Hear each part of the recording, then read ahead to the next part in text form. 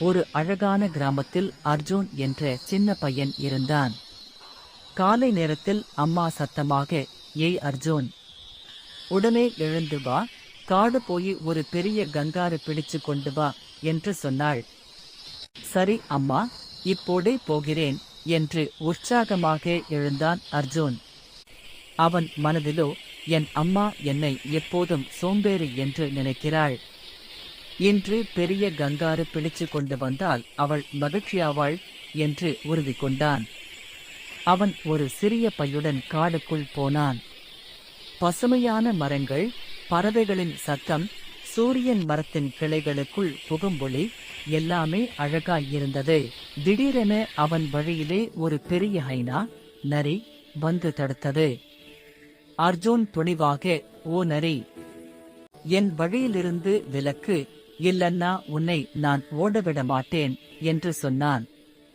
ஹைனா பிச்சு தப்பிச்சு ஓடிவிட்டது. அவன் தொடர்ந்து காடின் உள்ளே போனான். அங்கே ஒரு பெரிய கங்காரு புல்வெளியில் நின்றிருந்தது. அதை பார்த்த அர்ஜுன் வியப்பாக, "இதுதான், இதை பிடிச்சு போனாலே அம்மா சந்தோஷப்படுவாங்க" என்று நினைத்தான். அவன் கையில் இருந்த கயிற்றை எடுத்து கங்காருவை பிடிக்க முயன்றான்.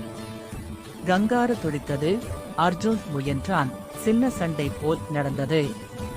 கடைசியில் அர்ஜுன் வெற்றியடைந்தான். அவன் மகிழ்ச்சியுடன் பெரிய கங்காருவை வீட்டுக்கு கொண்டு வந்தான். அம்மா வாசலில் நின்று வியந்து, "அடா, இப்படி ஒரு பெரிய கங்காருவா" என்று மகிழ்ச்சியாக சொன்னாள். கிராமத்தில் உள்ள எல்லோரும் குவிந்தார்கள். அனைவரும் சிரித்தார்கள். அர்ஜுன் பெருமையுடன் சொன்னான், "எப்படி இருந்தது கதை? எல்லாரும் லைக் பண்ணுங்க, சப்ஸ்கிரைப் பண்ணுங்க." இப்படியே அர்ஜுன் ஒரு சோம்பேறி பையனிலிருந்து தைரியமான வீரனாக மாறினான்.